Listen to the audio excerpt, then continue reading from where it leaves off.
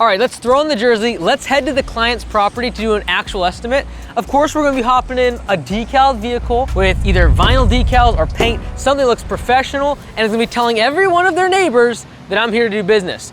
Another way to get great sales. But I'm gonna take a couple things with me, one of which is going to be either a folder like this or some sort of cardstock literature. The basic thing is I'm gonna give this to the customer at the end of the estimate. And I don't want it to be easy to throw away. So I don't really like business cards, and I don't really like having a really flimsy flyer. I either have cardstock, I've seen some people like wood or metal postcards, or I have this folder where they can actually put inside any sort of information about the actual estimate or print things off about a project. If you have a lot of project notes, these are the type of things you're gonna wanna be taking with you. Now, some people will make their work truck an actual office, and they might put in a laptop or an iPad. You might even need to bring a measuring wheel or some other device to be able to measure something on the property. Make sure that's all in your vehicle and it's super accessible. You don't wanna be hauling things in and out of the office.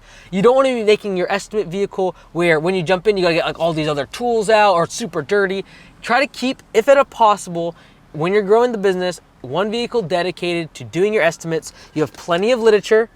You might have a box where you keep it all organized. You have your laptop, you have your iPad, and you can go straight to the estimate from here. All right, so now we've showed up at a customer's house.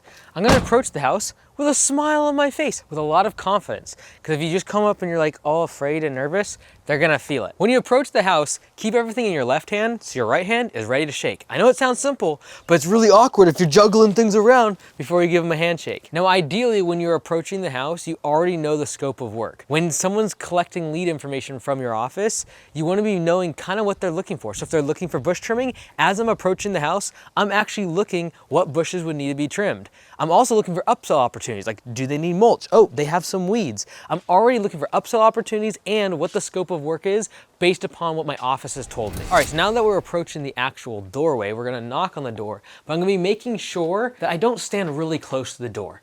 Back in the day when I first got started, I'd be like this. Like seriously, if they open this door, they're gonna be right in my face. That's awkward, all right?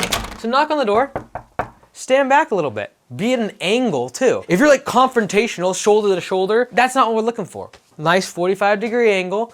Use your left arm being closest to them, not your dominant hand, is also a good move. 45 degrees, step 4 to 6 feet back, and then when they open up the door, they're able to cautiously open it and make sure that they're safe. Remember, sometimes you're speaking to the wife or the female of the house, and they're gonna be pretty cautious about opening up the door to a stranger. So you're gonna say, hi, thank you, and then we're gonna do the handshake with the right hand. The next step is trying to get them outside, especially if your services are on the outside, like lawn care, landscaping is. I actually want them to go show me the thing. I don't want them to be like, yeah, around back, go look at X, Y, and Z. Like the whole point of me being here in person and meeting them is for them to show me. I could have done a drive-by estimate and not met with the customer if all they were gonna tell me is just some more requirements of what's going on in the backyard. Keep in mind that the customer doesn't do estimates every single day, multiple times. They don't know the next step of the process. So once I shake their hand and I address them, I'm gonna tell them, we're gonna walk the property, I'm gonna take a video, I'm gonna send it to the office, and within 24 hours, we'll get you an estimate quote.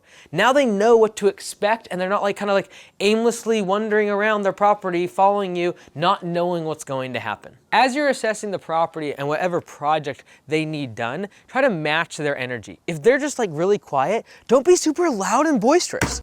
Agree with them about whatever. I don't care about politics. I don't care about their favorite sports team. I'm gonna appear interested because this is all about the customer. I'm trying to make them happy and I'm making sure that I match their energy. If they're super mad, if they're like super into things, I'm gonna get that same way. I'm gonna match their energy. Right now, I don't care about being right. I care about serving the customer, and so I'm gonna agree with them on basically everything. The reason I'm doing this is because I wanna be able to ask the customer the right questions. And the right questions are really a matter of like, what's their budget?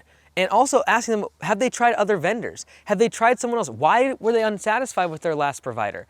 They're not gonna answer you those questions if you haven't matched their energy and if you're being all loud and boisterous when they're quiet, or vice versa. So match their energy, allowing you to ask the right questions and get the responses you need to actually get the quote accepted. If all these ideas for getting more customers seems appealing, but in the back of your mind, you're saying that's fine for spring and summer, but I can't get any customers during the off season and during the winter, I'd love to invite you to Blue Collar Summit coming up in January 2025 in Seattle, Washington. It's a 3-day event. There's gonna be a ton of speakers.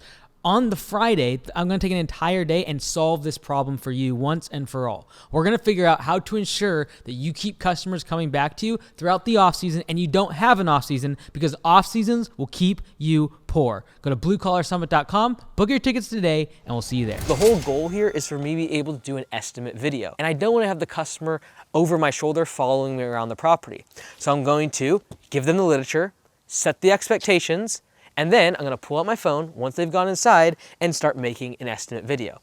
Now the estimate video is very important if you wanna ever get out of daily operations inside your business. The estimate video is going to be recapping everything you just talked about with the customer. You can use the estimate video later that evening if you're way behind and you need to do your estimate notes. I don't suggest that. Really, the main reason we're doing the video though is that you as the estimator don't have to come back to the property. The whole goal is that between the estimate notes that you give the crew and the video, you as the estimator never return to the property. We consider a system failure if the estimator has to come back when the project is actually underway. So when I'm making the estimate video, the first thing is I want to be a wide angle and as far back as possible. And I'm going to do it in landscape mode so we get as much of the surroundings as possible.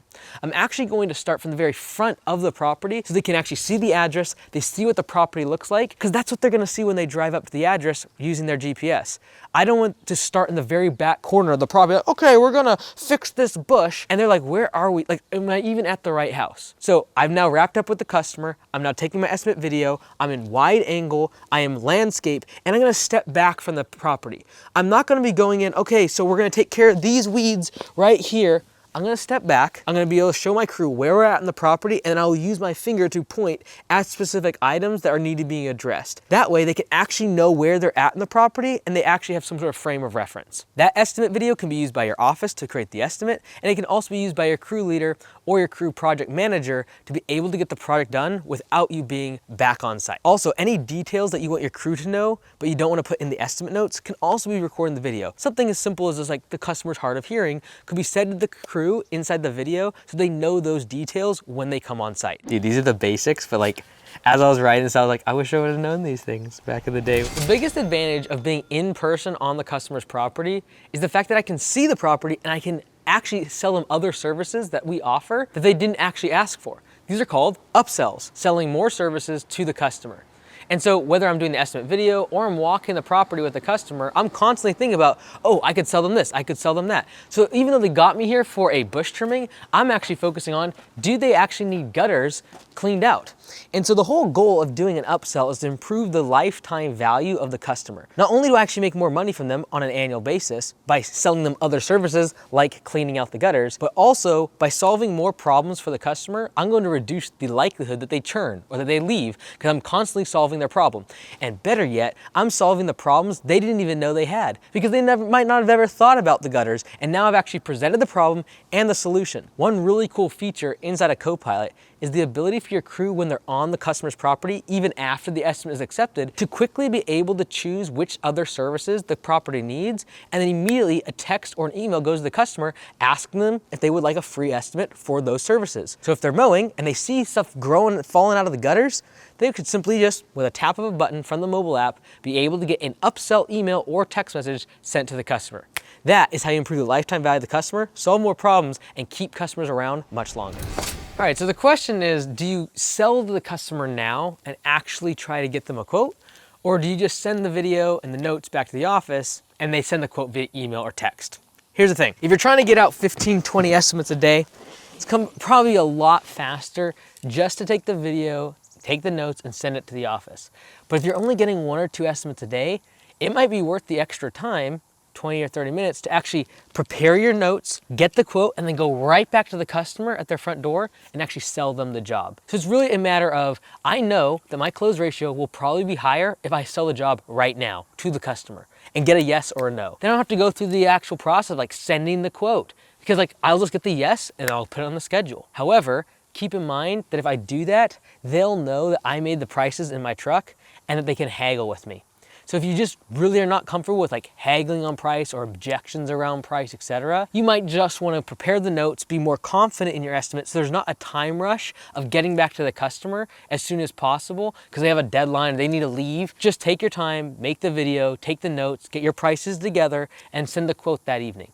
But if you're trying to maximize your close ratio and close as many jobs as possible, have a Chromebook or have your iPad in your truck, put together the notes, put together the video, put together the pricing, and then go right back and sell the job to the customer.